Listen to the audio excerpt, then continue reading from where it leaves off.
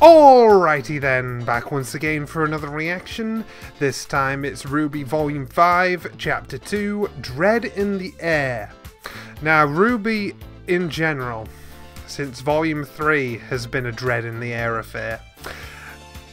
But I guess I can kind of tell that this is gonna lead on from what Lionheart was describing in the previous chapter, where he was saying that there was a dread in the air following the beacon attack.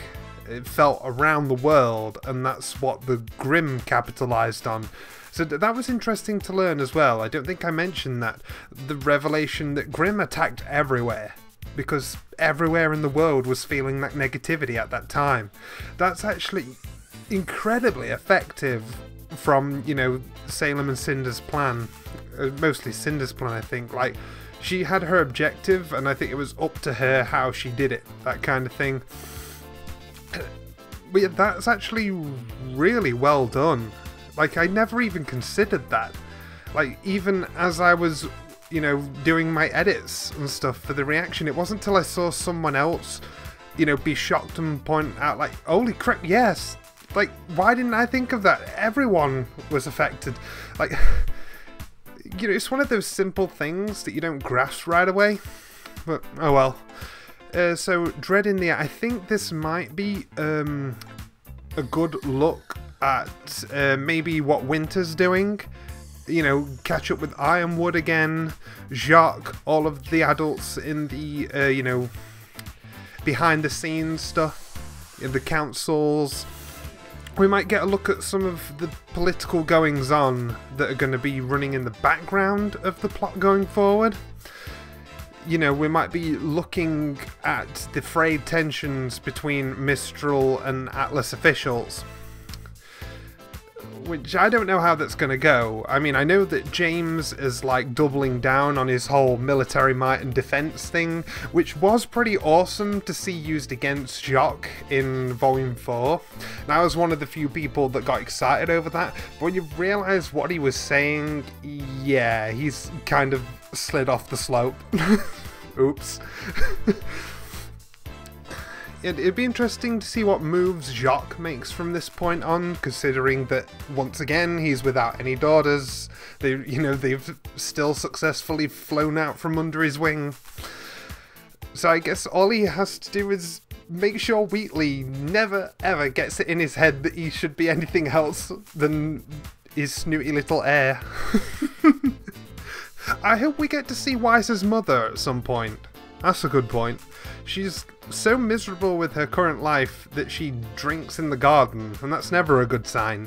I can't help but shake the feeling that she might deserve something better out of all of this. Maybe she should be the, you know, top person at the company after whatever happens to Jacques further down the line. Yeah, Dread in the Air. I think we're going to deal a little bit with what Salem's group is currently thinking or up to. Might even check in with Adam and what he's doing in the White Fang. You know, there's so many plot threads been built up now, we could technically visit any of them and it would be a good use of our time. You know, I sometimes worry that this series has too much, like... You know, people will want this, but oh no, we're going to spend an episode on this. Well, that's pretty cool too, but what about this? And, you know, but they have struck a really good balance so far. I quite liked how Volume 4 was split up with spending time on Wise, Blake, Yang and RWBY respectively. That was cool. So I can only assume that we're going to get a similar balance this time with the politics, the White Fang and our main girls. Well, there's only one way to find out, and I am on a time limit, so let's get started. Are we ready?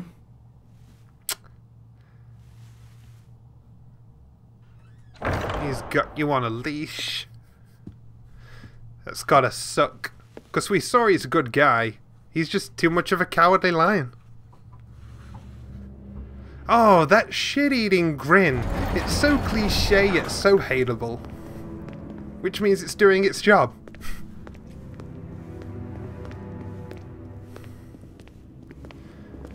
Yeah, I really like how they're utilizing a whole 3D set now. I don't know if they ever did that properly before. It's just very noticeable in a hallway like that. Your Grace, are you there? Hi. Hello, Leonardo. Do you have something to report? Crow's here. I would not waste your time if not. I'm still just so fascinated by this creature. Cinder dear, are we coming through? Can you see us clearly? What, please? As clearly as you can. Shut up. You can talk! Oh, goody. You've recovered. Your report.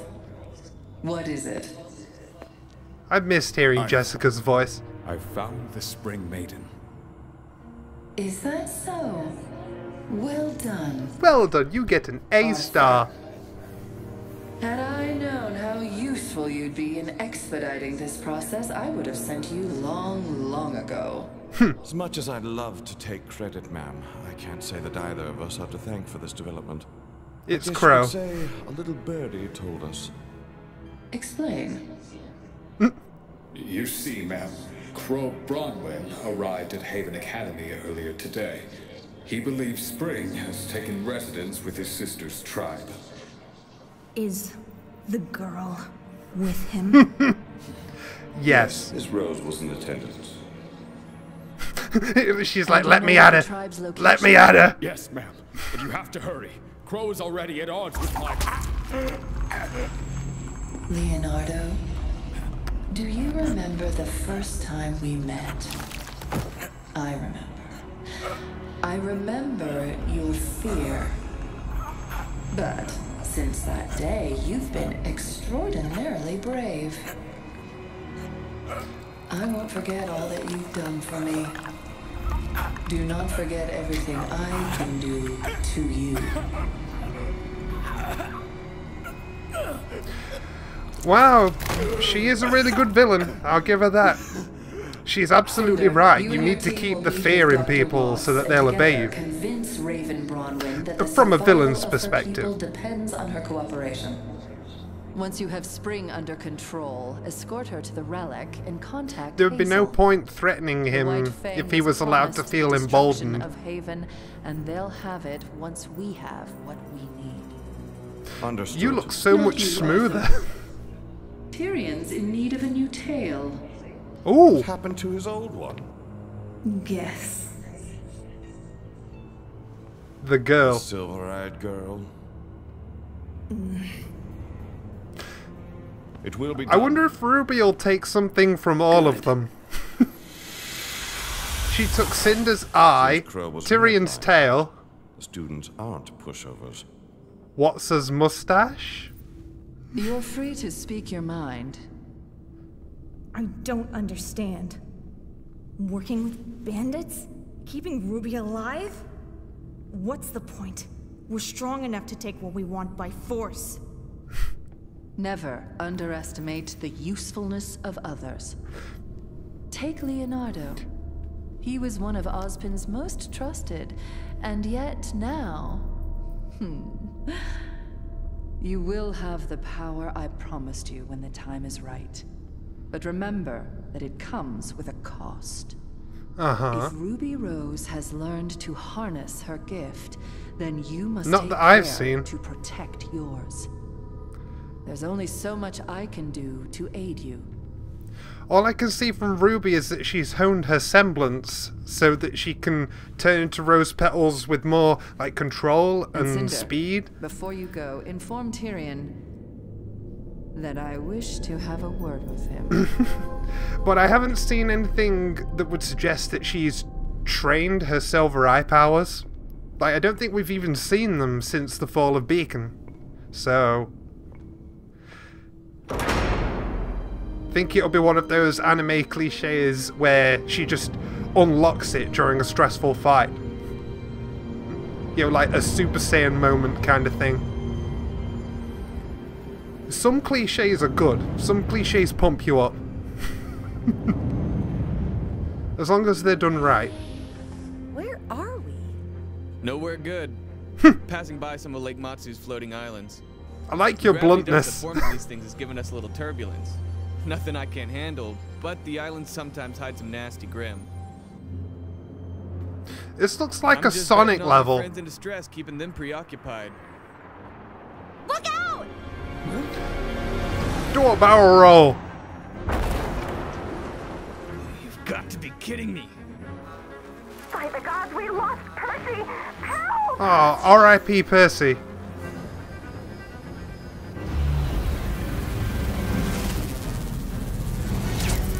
Ooh, Wasp Grim. Hell to the no. To the no, no, no. I'm phobic of that kind of creature. Oh, even the sound is going through me. Swat them all. Burn them all. Lancers. Freaking Lancers. Alright, buckle up. Lancers. That's a good name. Because of the needles.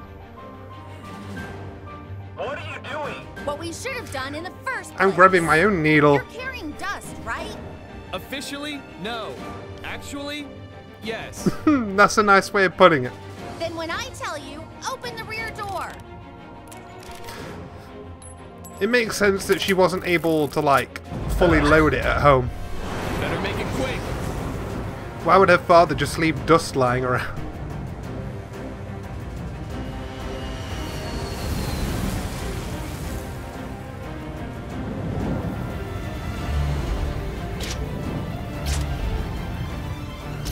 Wow, it's really interesting improvisation on the stingers with how they shoot out. That's pretty cool.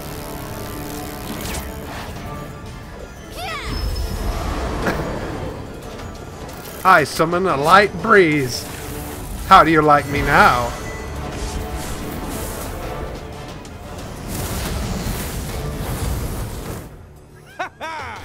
Hold on. I like how this guy's getting into it now that he's involved.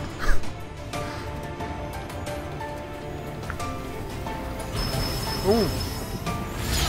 I hear the music picking up.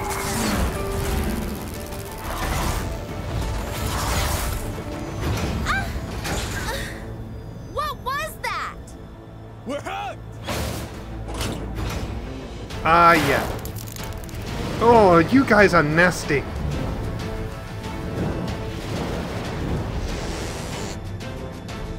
I got an idea. Hold on. Oh, really? Literally.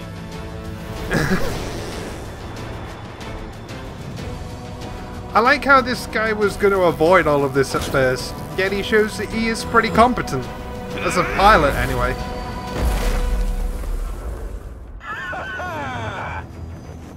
Can you find a pair of islands we can fit between? Kid, you are reading my mind. I like this guy. He really was just being professional before, but when it comes down to it, he can fly. That's great.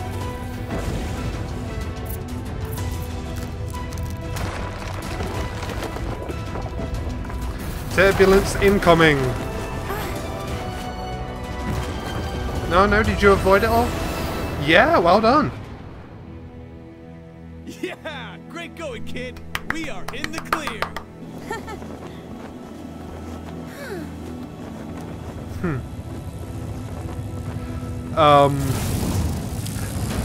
Yeah, no. The Queen!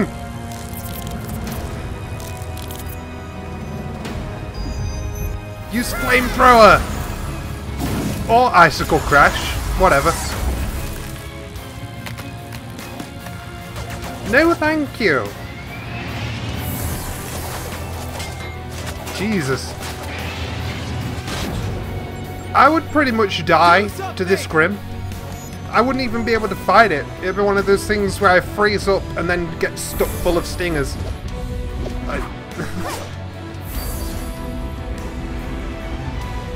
Oh! Jesus!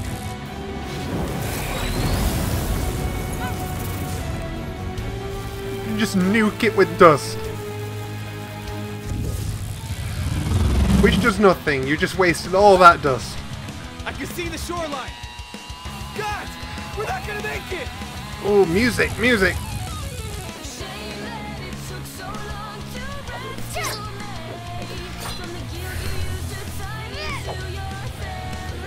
Oh, this is from the Volume 4 soundtrack.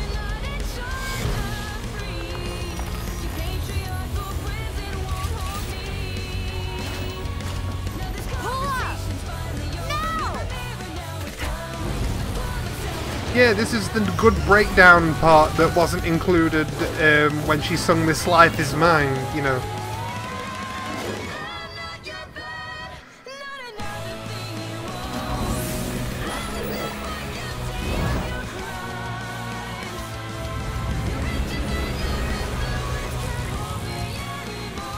This is a really cool sequence. I love that she's using the summon. That is what I said I wanted to see. You can do it! Wow!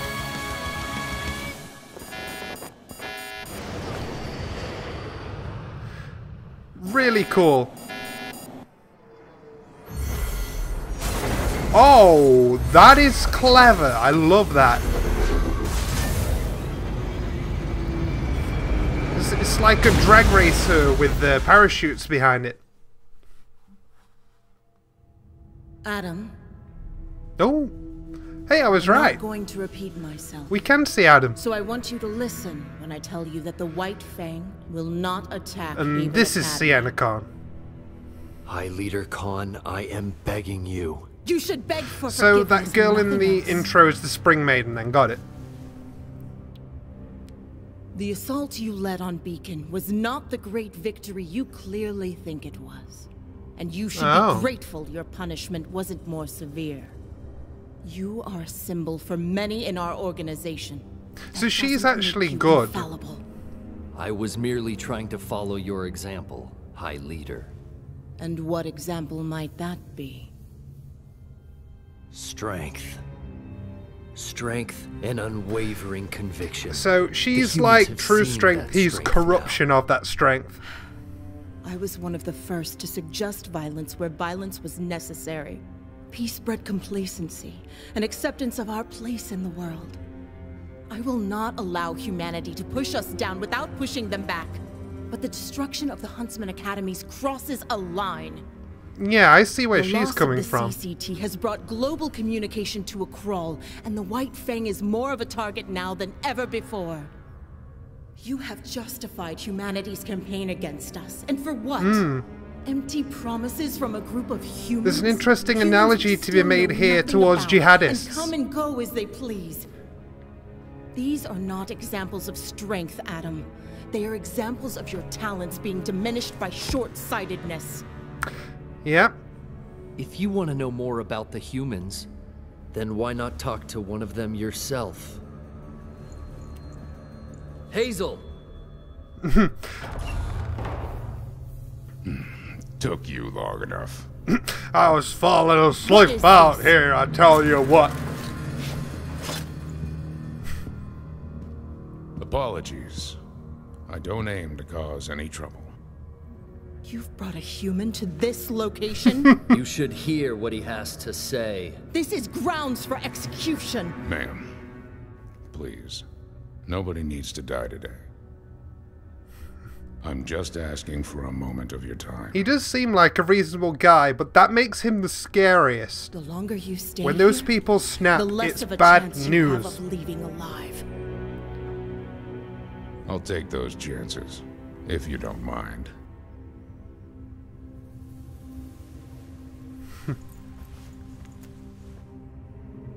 I like her sass. You don't like me. You have no reason to like me. But you don't have to like me to get the results you want. I'm starting to doubt either of you fully comprehend what it is that I want. I want humanity to fear the Faunus, to know that we demand respect. I do not Okay, I want don't to know start a about war fear. with She humans is that still we kind of an cannot win. extremist. That's where you're wrong. But she is closer to what they should be than what Adam is. She's the lesser of two evils win a war here. Against the humans. Not only because we have the support of Hazel's master, but because the Faunus are the dominant species of this planet. We're better than humans. We have everything humans have and more. Humans shouldn't just fear the Faunus. They should serve the Faunus. Wow, so you just want to reverse racism. I've had Great. enough of this conversation for tonight. Guards, take them away. I said take them away. Adam's already taken over.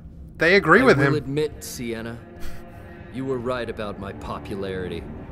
My followers in Vale already see me as the true High Leader. And many here in Mistral Fans feel did the think same. he was the High Leader until we heard otherwise.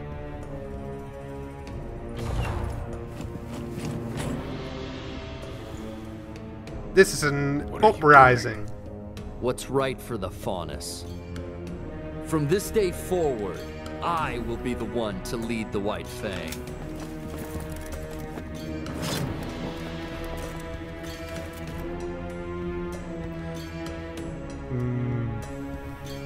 If you think I'll just step aside and follow beneath you... He wanted you to say that. Oh, it's such a shame. Thank you, Sienna. You were there when our people needed you. But they need me now. I'm sorry you couldn't see this through to the end. Oh, she was about to try something. But, jeez. Just straight up murdered.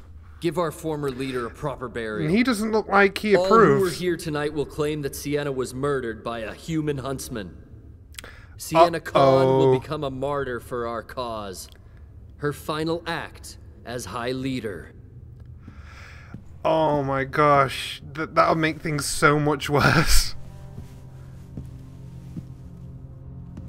But yeah, I knew that death was coming, sadly. When were you planning on telling me about that? This was my business. Not Still doesn't yours. make me feel any less sorry for her. Now. Like, And I jeez. don't appreciate you withholding things like that. Your master was concerned with Sienna's willingness to cooperate. Now she doesn't have to be. Wow, this politician logic. Nobody needed to die today.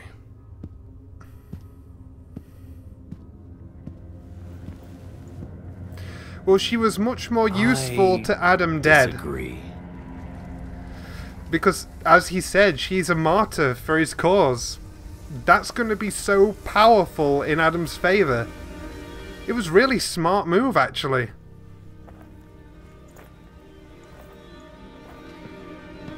Wow, bad crash. And who are you guys? Help. Please. Bandits? What do you think? I think Oh! Hi! we just hit the jackpot. Oh, you recognize her as a Schnee. Damn it. Ransom. Well, that makes a lot of sense. Wow. So, I think Yang is going to save Weiss. Let's put that on the table.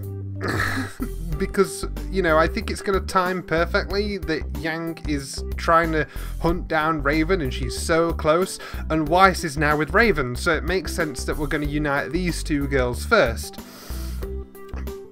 But as for the episode as a whole, wow, this one feels like we did get as much information as last time, but it wasn't like dumped like in one uninterrupted scene like the previous episode, you know, or like the campfire in volume 4. You know, I feel like we learned a great deal. Like, obviously this White Fang drama went down near the end, but I really loved seeing that Weiss has pretty much mastered using her knight in combat now after her training in volume 4. It's really nice to see that in fruition. I really felt some kind of great karma with seeing all of those wasp-like creatures get killed. That was great. I really enjoyed that. But yeah, I think it was... how did they say Tyrion's gonna get his tail back? I can't quite recall. Can Salem just grow it? I'll have to go back and check to see if she wasn't referencing something they could specifically do for his tail. But yeah, that does make me wonder if Ruby's going to take something from all of them eventually. Or, you know, any girl's going to take anything from the remaining few. One thing I want to see again is Neo. I know that. You know, it wasn't confirmed that she died from her fall off the airship, and I think Rooster Teeth are leaving it deliberately vague in case they ever decide to bring her back at some point. They can be like, oh well, we never said she's dead, so... You know, we didn't have to say she was alive. Yeah, I find it weird how I said that we learned quite a bit, yet I'm struggling to think of things we learned. I think what I meant to say was there was a lot to digest. Like, and that included visually, like the fight, the goings-on, poor Sienna getting murdered.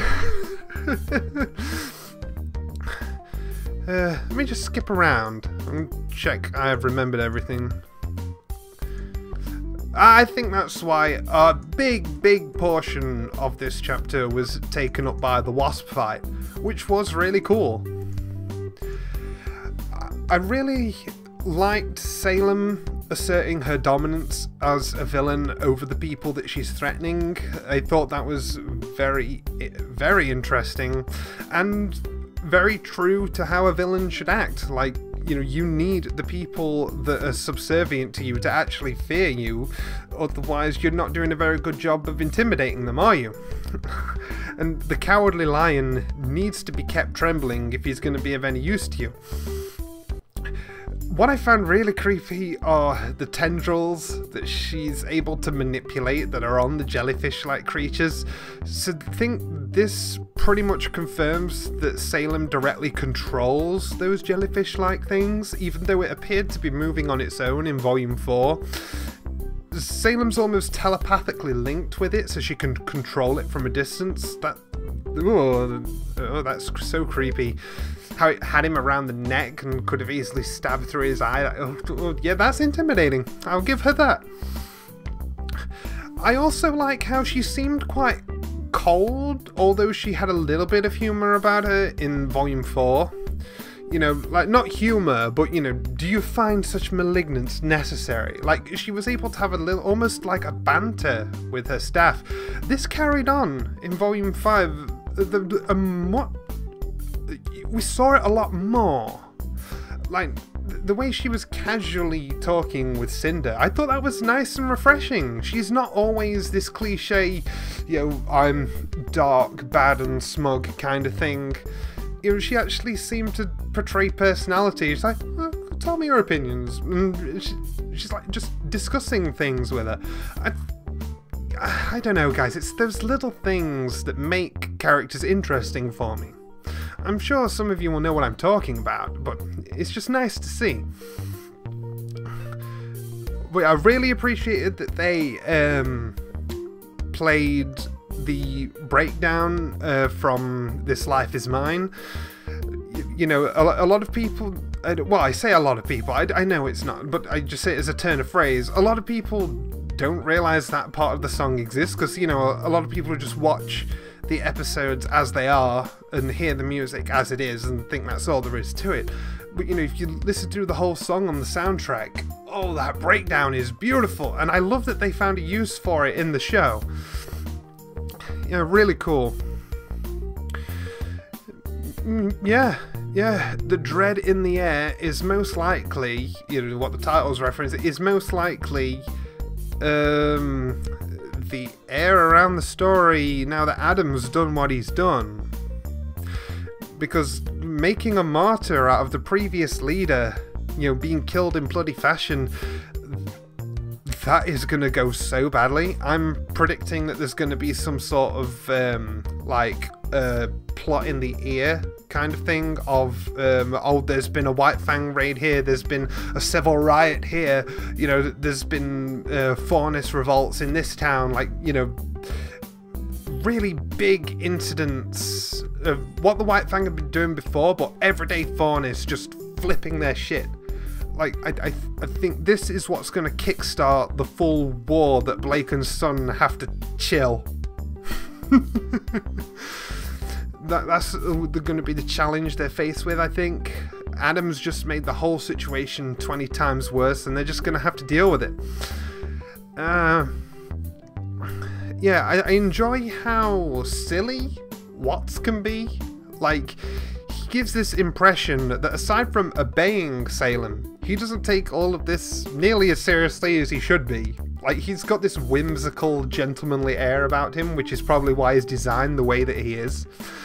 It's just going to be funny to see that one episode where he loses his cool, you know, in the episode that he's defeated or whatever. You know, or if Cinder manages to get under his skin, like, because he's always the one getting under her skin, but now that she can talk again, maybe they used to have back and forth arguments, because she was confident enough to tell him to shut up, so she doesn't doubt that she could survive a fight with him. I'd like to see them fight, you know, on that note. But it'd be interesting to know if Cinder has her fair share of put-downs for him as well, and he was just enjoying being on top for once. You know, these are the kind of things I think about. You know, I like to see characters interact. But yeah, big trouble for Weiss. I hope Yang gets there before they do anything too nasty to her. I don't know what became of the pilot, but I do remember a Rooster Teeth member, well, you know, a staff member, someone on the staff at Rooster Teeth. I think it was Miles. I think it was one of the writers. I think he was saying like messages of RIP to the cool pilot guy kind of thing. So I'm 99% sure that he died on impact, which is really sad. Like, just as he, like, you know, comes into his own as a, like, pretty decent guy behind the wheel, like, oh yeah, I can actually fly. Like, oh yeah, this guy's pretty cool. He's dead. RWBY seems to do that a lot lately. You know, any particular character dead. So there. Oh dear, dear, dear, dear, dear. So yeah, R.I.P. Percy, whoever that was, on the ship that was in distress, and R.I.P. Pilot Guy, and R.I.P. Con. See, we had 3 deaths in this episode alone. Volume 5's off to a terrific start, isn't it? Anyways, I shall see you guys next time.